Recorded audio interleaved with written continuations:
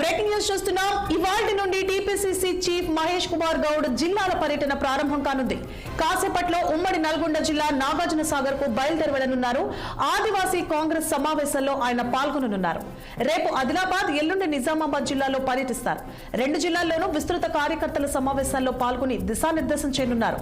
ఈ సమావేశాలకు ఇన్ఛార్జ్ మంత్రులు, జిల్లా మంత్రులు, డీసీసీ అధ్యక్షులు, ఎంపీలు, ఎమ్మెల్యేలు, ఎమ్మెల్సీలు, సీనియర్ నేతలు పాల్గొంటారు. రాబోయే ఎమ్మెల్సీ, స్థానిక సంస్థల ఎన్నికలు, ప్రజాపాలన, మొదటి వార్షికోత్సవ విజయాలు వంటి కీలక అంశాలపై చర్చించనున్నారు.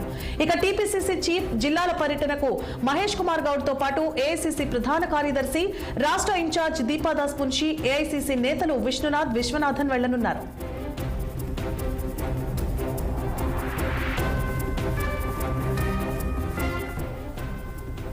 రైట్, ఇక ఇదే అంశానికి సంబంధించి మరింత సమాచారాన్ని మా సీనియర్ కరెస్పాండెంట్ శ్రీనివాస్ అందిస్తారు. శ్రీనివాస్, పిసిసి చీఫ్ మహేష్ కుమార్ గౌడ్ ఏదైతే జిల్లాల పర్యటన బాట పట్టారని చెప్పొచ్చు. ఈ నేపథ్యంలో కూడా ఈ రోజు ఏదైతే నల్గొండ జిల్లా నాగార్జున సాగర్ కి సంబంధించిన నియోజకవర్గంలో పర్యటిస్తున్నారు. దీనికి సంబంధించి ఇటు అంటే ఈ రోజు నల్గొండ జిల్లా నాగార్జున సాగర్, రేపు ఆదిలాబాద్, అదేవిధంగా ఆదిలాబాద్ జిల్లాలో నిజామాబాద్ జిల్లాలో పర్యటిస్తారు. ఇన్ఛార్జి దీపాదాస్ మున్షితో పాటు ఏఐసీసీ కార్యదర్శి విశ్వనాథన్లు కూడా పర్యటనలో పాల్గొంటారు. నాగార్జున సాగర్ లో ఆదివాసీ కాంగ్రెస్ సమావేశానికి సంబంధించి ప్రధానంగా ఆ సమావేశంలో కూడా పాల్గొంటారు. అదేవిధంగా ఆదిలాబాద్, నిజామాబాద్ జిల్లాలో కూడా కార్యకర్తల విస్తృత స్థాయి సమావేశంలో కూడా పాల్గొంటారు. అయితే ఈ అక్కడ జిల్లా ఈ పర్యటనలో భాగంగా జిల్లా ఇన్ఛార్జి మంత్రులు, జిల్లా మంత్రులు, డీసీసీ అధ్యక్షులు, ఎంపీ, ఎమ్మెల్యేలు, పోటీ చేసిన అభ్యర్థులు, కార్పొరేషన్ చైర్మన్లు, సీనియర్ నాయకులందరూ కూడా పాల్గొంటారని చెప్పొచ్చు. అయితే రాబోయే లోకల్ బాడీ ఎన్నికలకు సంబంధించి సన్నాహకంగానే పార్టీని పూర్తి స్థాయిలో బలోపేతం చేయాలని కూడా కాంగ్రెస్ భావిస్తుంది. ఈ క్రమంలో కూడా పిసిసి అధ్యక్షుడు మహేష్ కుమార్ గౌడ్ ఈ జిల్లాల పర్యటన పడుతున్నారని చెప్పొచ్చు. మనం కాంగ్రెస్ ఇప్పటికే అధికారంలోకి వచ్చి ఏడాది పూర్తయిన సందర్భంగా కూడా ఇచ్చిన హామీలు, ఇప్పుడు ప్రధానంగా రైతు రుణమాఫీకి సంబంధించి 2 లక్షల వరకు కూడా 21,000 కోట్ల రైతు రుణమాఫీ చేశారు. అదేవిధంగా ఇటు 6 గ్యారెంటీలు అమలు చేస్తున్నారు.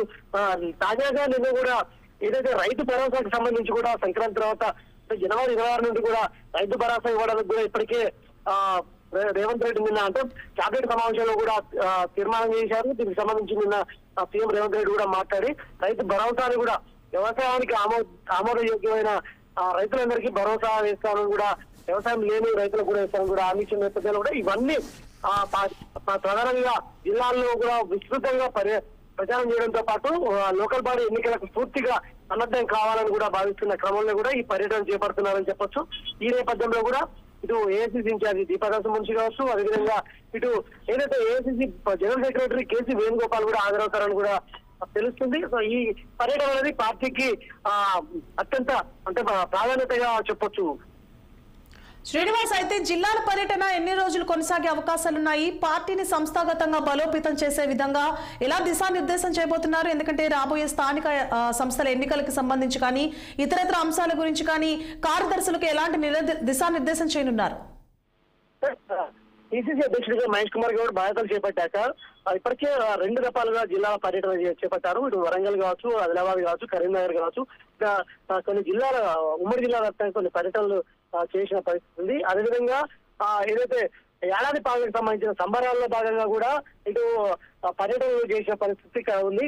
ఈసారి ఖచ్చితంగా మరొకసారి పూర్తి స్థాయిలో కూడా పర్యటించాలి అని కూడా భావిస్తున్న పరిస్థితి ఉంది. అయితే ఈ నేపథ్యంలో కూడా అన్ని జిల్లాలు అంటే 3 రోజుల పాటు, ఈ రోజు రేపు 3 రోజుల పాటు పర్యటన చేసి ప్రస్తుతం ఈ షెడ్యూల్ ప్రకారం ఆ జిల్లాలకు సంబంధించిన అన్ని అంటే పార్టీకి సంబంధించి అంటే బలోపేతం చేసేందుకు కూడా అన్ని రకాల కసరత్తులు చేయడంతో పాటు క్యాడర్ని ఏదో స్ట్రెంథెన్ చేయడం, వాళ్ళలో ఉత్సాహం నింపడంతో పాటు పార్టీ కార్యక్రమాలన్నీ అంటే ప్రభుత్వ కార్యక్రమాలు ఇటు పార్టీకి సంబంధించిన పార్టీ మొత్తం పబ్లిసిటీ చేయాలనే భావనలో ఉన్నది. మరొక వైపు ఇప్పటికే ఇటు బీసీ కులగణన చేపట్టింది. అదేవిధంగా లోకల్ బాడీ ఎన్నికల్లో కూడా 42% రిజర్వేషన్ ఇవ్వాలని కూడా భావిస్తున్న నేపథ్యంలో కూడా ఇవన్నీ పాజిటివ్ గా ప్రచారం చేసి ఖచ్చితంగా లోకల్ బాడీ ఎన్నికల్లో మెజార్టీ స్థానాలు కైవసం చేసుకోవాలని భావిస్తున్న నేపథ్యంలో కూడా, ఎందుకంటే ఇప్పటికే ప్రభుత్వం అధికారంలో ఉంది తెలంగాణలో.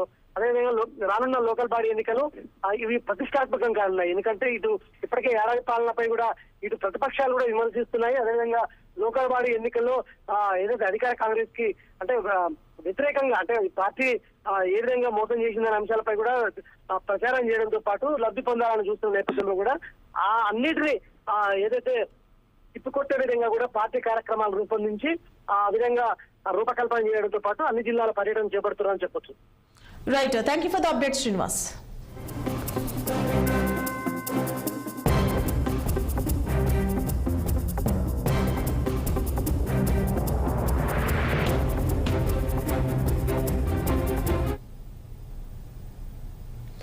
గుంటూరు మున్సిపల్